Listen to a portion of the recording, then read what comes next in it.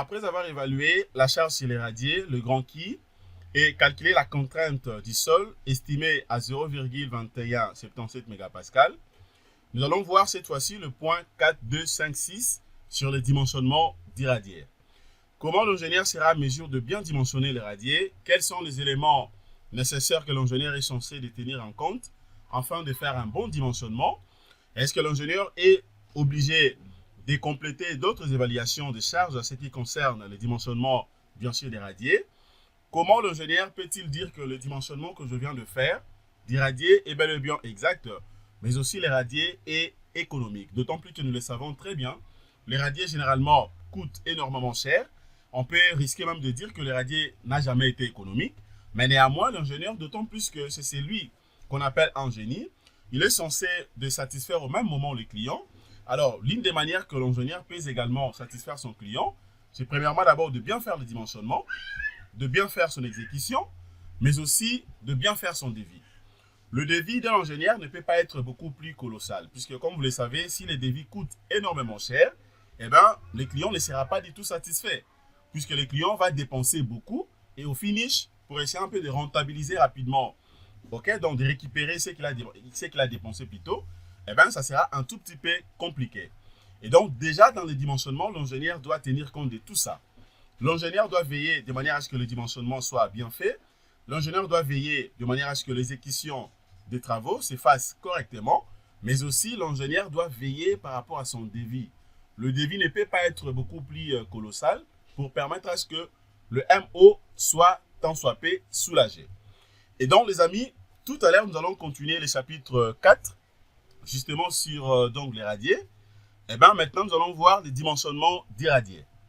Abonnez-vous massivement sur nos deux chaînes YouTube, Jinkunga Tutoriel et Académie de logiciels d'ingénieur. Régulièrement, je publie des formations et vous ne serez jamais déçus. Les amis, je pense que cela est dit. Nous allons passer à ce qui est beaucoup plus essentiel. Alors, comment l'ingénieur peut-il faire le dimensionnement du radier?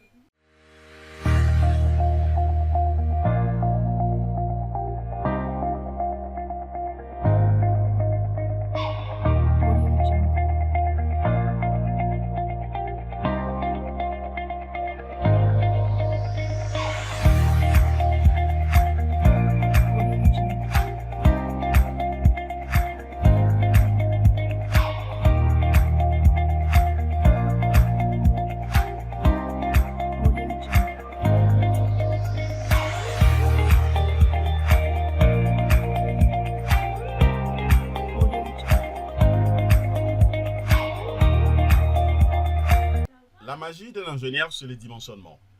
L'ingénieur doit bien faire le dimensionnement pour assurer la mise en œuvre du projet. Nous allons donc continuer nos séries de formations comme je l'ai dit tout au début. Nous allons voir les points 4, 2, 5, 6 sur les dimensionnements du radier.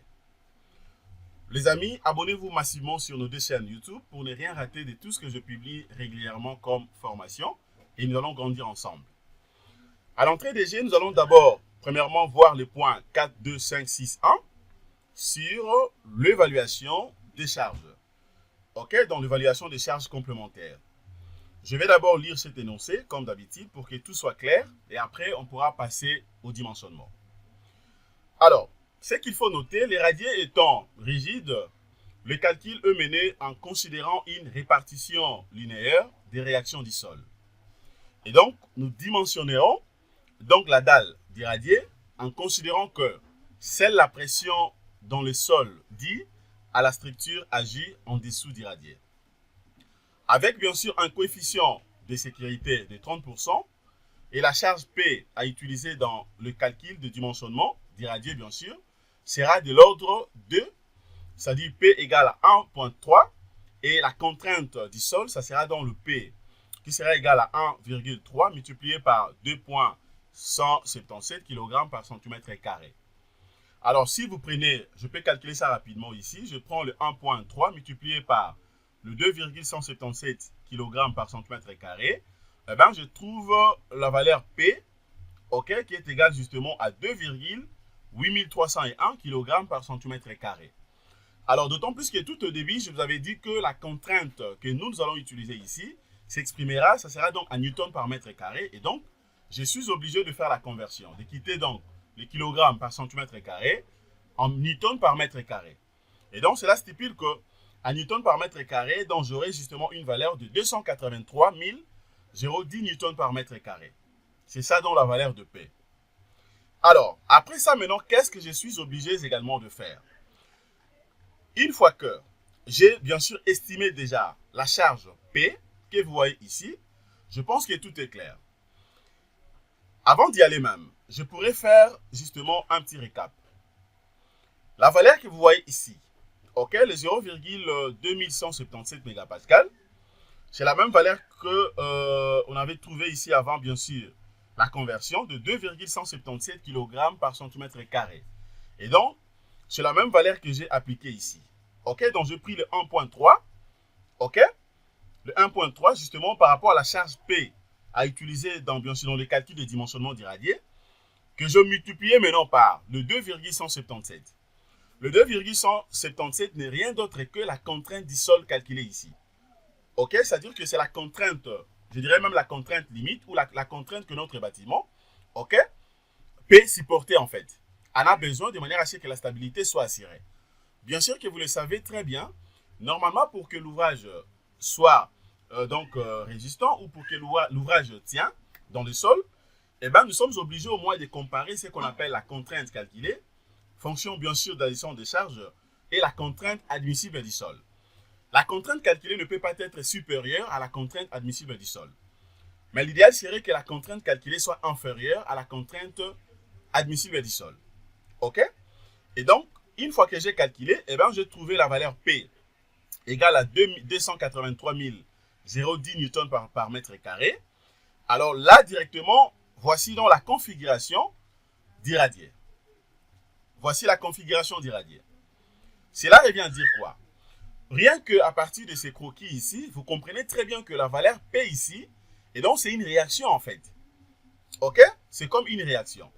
La valeur, comme je viens de le dire, calculée ensemble avec vous, j'ai trouvé une valeur de 283 010 newtons par mètre carré.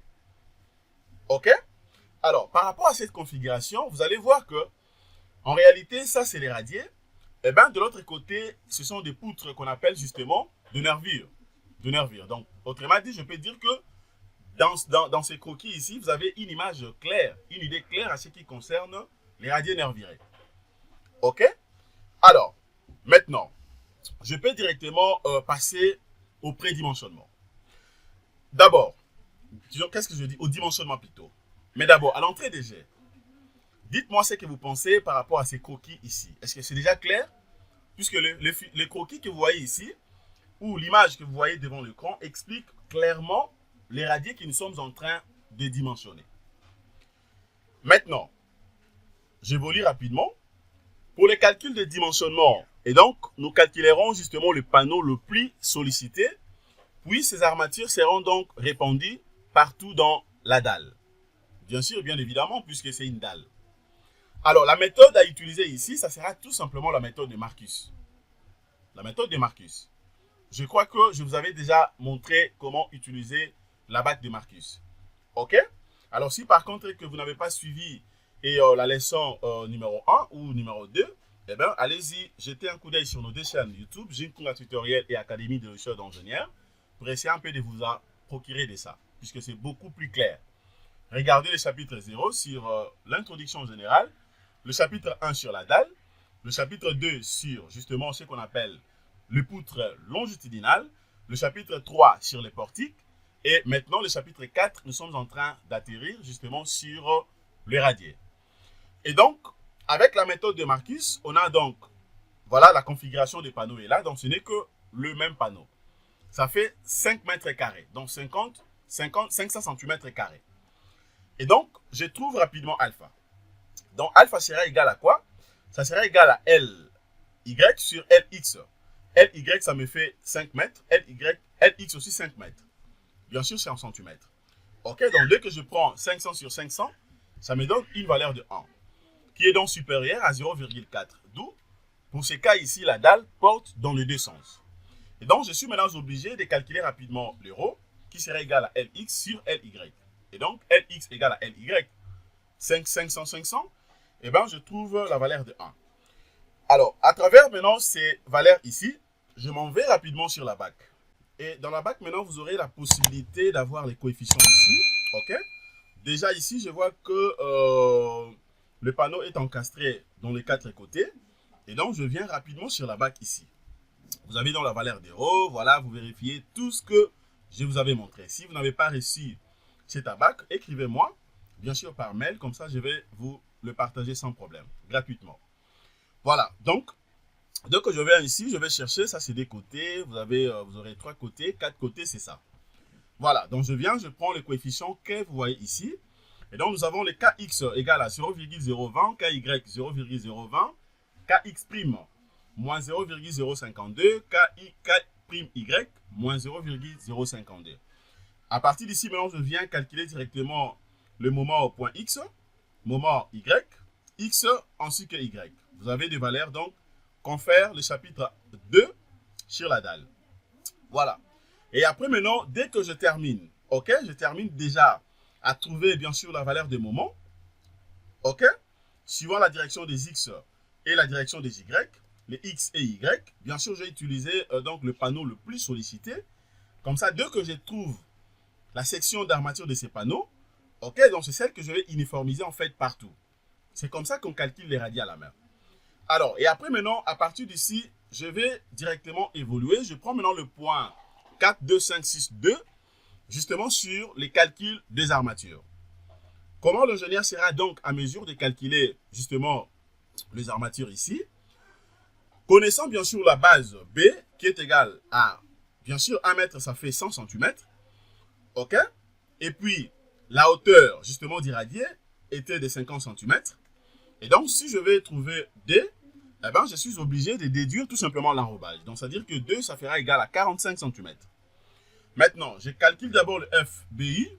Je vais remplacer par sa valeur. Donc, ça sera le 0,85 multiplié par le FC28 sur le gamma, dans le gamma, qu'est-ce que je dis, l'oméga gamma B, ok? Et après, je peux remplacer directement. Donc, j'aurai le 0,85 multiplié par FC28, donc 25 mégapascal, sur oméga 1, multiplié par les gamma qui est égal, gamma B égale à 1,5. Voilà, 1 multiplié par 1,5, je vais garder la valeur. Je prends maintenant les 0,85 multiplié par le 25 mégapascal. Voilà, et puis je vais diviser ça par le dénominateur caché. Voilà, je trouve la valeur de 14,17 mégapascal. Maintenant, le FEI sera égal à FE sur le gamma A. OK? Le FE égal à 400 mégapascal. Et le gamma A ici, donc gamma B à gamma A. Donc, je vais prendre la même valeur de 1,15. OK, donc dès que je prends le FC sur le 1,15, et je trouve la valeur de 348 mégapascal. Maintenant, le point A ici, calcul des aciers dans le sens des X. OK? Dans le sens des X. Maintenant, qu'est-ce que je fais ici? Je prends d'abord les premiers points, cas d'habitation, bien sûr, en travers. Regardez, vous avez bien sûr cette configuration. OK? Vous avez la configuration ici. Vous avez la base d'1 mètre. Vous avez la hauteur, bien sûr, l'épaisseur des radiers, 50 cm. Dès que je déduis l'enrobage de 5, je reste avec 45. Donc, le moment mx max qui est égal à mi, trouvé, égal à 141 505 Nm. Je vais maintenant calculer d'abord le moment réduit. Ça sera dans le IBI, sera égal à mi sur le FBI, multiplié par le B, multiplié par le D carré. Je vais remplacer par ces valeurs. Et donc, c'est-à-dire que le F, qu'est-ce que je dis? D'abord, le mi sera égal, justement, et à quoi ici? OK, donc sera égal,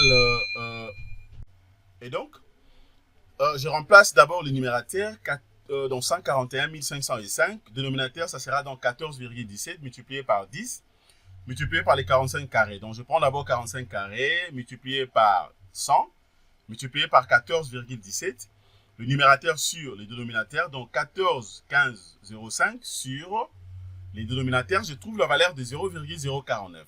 OK? Et donc, le UBI, le moment réduit, égal à 0,049, qui est inférieur à 0,186. Donc, je tombe également dans le cas des pivots A. Maintenant, je vais calculer rapidement le paramètre de déformation, les alpha U. Et donc, le alpha i sera égal à 1,25, la même procédure que la dalle, multiplié par le 1 moins racine carrée de 1 moins 2, ok, mi-u. Voilà, dès que je remplace ici, je trouve la valeur de 0,063. Calculons maintenant le bras de levier, le zi. Ça sera dans le 1 moins le 0,4 multiplié par le paramètre de déformation, alpha u, multiplié par 2. Ok, une fois remplacé, donc j'aurai le 1.0,4 multiplié par le 0,063. Eh bien, je trouve, multiplié également par 2, je trouve la valeur de 2, ça sera 45, hein, donc l'arrobage moins, donc ça dit la hauteur moins l'arrobage. Je trouve la valeur de 43,87 cm. Ok? Maintenant, je vais calculer maintenant la section des armatures. Le AU sera donc égal à MU sur le FEU multiplié par les bras de levier, le ZU. Je vais remplacer MU par sa valeur, donc 141 505 sur 348 multiplié par 43,87. Ok? Maintenant, je vais prendre d'abord le numérateur, non, le dénominateur d'abord, les 348 multiplié par 43,87. Ok, je trouve la valeur, je vais garder, je prends maintenant le numérateur sur le dénominateur. Eh bien, je trouve la valeur de 9,27 cm². Ok? Alors, là déjà, il faut comprendre que c'est la valeur trouvée ici, le 9,27 cm² est supérieure à 2,01 cm², qui est bien sûr la section minimale. Alors, pour mon cas ici, on adopte donc 5 barres de 16 ok, par mètre. Bien sûr, avec une section de 10,05 cm². Et donc, c'est-à-dire que ça, c'est la section calculée. Mais là, vous avez donc la section réelle. La section réelle que moi, j'ai adoptée pour avoir les 5 barres de 16. OK? Maintenant, je passe rapidement aux appuis. Vous avez maintenant aux appuis. Eh bien, aux appuis aussi, c'est très, très sympa. Aux appuis, qu'est-ce que je suis obligé de faire? Je prends d'abord la valeur de X trouvée ici. X qui est égal à MU. La valeur trouvée est de 367 913 Nm. Maintenant, qu'est-ce que je fais? La même procédure. D'abord, le calcul des moments réduits. La même formule, rien n'a changé. Je remplace rapidement. Et bien, je trouve la valeur de 0,128. Donc, le MBU égale à 0,128, inférieur à 0,186. Je tombe également dans le cas des pivots A. Maintenant, je vais calculer le paramètre de déformation, la même formule, jusqu'à trouver la valeur de 0,172. Le bras de levier, la même formule. Et bien, j'ai trouvé la valeur de 41,904 cm². Calculons maintenant la section des armatures, bien sûr, aux appuis. Et donc, je vais remplacer que par la même formule. Donc, dès que je remplace le MI par sa valeur, le FEI par sa valeur, ainsi que le ZU, qui est dans le bras de levier, eh bien, je trouve la section de 25,23 cm², qui est justement supérieure également à 2,01 cm², qui est la section minimale. Et donc, on adopte 6 barres de 25 par mètre. OK? Avec une section d'armature de 29,45 cm², qui est dans la section réelle. OK? Là, c'était tout simplement suivant la direction, bien sûr, des X. Maintenant, on va voir rapidement comment les calculer aussi, OK, dans le calcul des aciers, dans le sens des Y. Entravé d'abord, la même procédure. Donc, j'aurai le MX égale à MU, la valeur est là connue, OK? 141 505 Nm. Dès que vous remplacez par la même formule, là également, j'ai adopté que la même section. Donc, le nombre de barres, j'aurai donc 5 barres de 14 par mètre, avec une section de 10,05 cm². Aux appuis, la même configuration, Y sera égal à 36, ok, 367 913 Nm. La section, considérée ici la même section, 6 barres de 25 par mètre, avec une section réelle justement de 29,45 cm². OK? Et donc, les amis, là, je viens de terminer complètement, et donc déjà dans les dimensionnements d'irradier. Maintenant, ce que nous allons voir, je vais vous montrer tout à l'heure le point 4, 2, 5, 6, 3 sur le plan de ferraillage. Bien sûr, voir annexe. Nous allons maintenant analyser ou étudier le plan de ferraillage d'irradier pour essayer un peu de voir comment ça se présente. Les amis, merci de votre disponibilité. Abonnez-vous massivement sur nos deux chaînes YouTube, Jinkunga Tutoriel et Académie de logiciels d'ingénieurs. Vous ne serez jamais déçus. Contactez-moi, je suis bel et bien disponible de travailler avec vous. Si vous avez des projets, peu importe les projets, je suis bel et bien disponible. Mais aussi pour les formations, il n'y aura aucun souci. Merci de votre disponibilité. Excellente journée. Au revoir.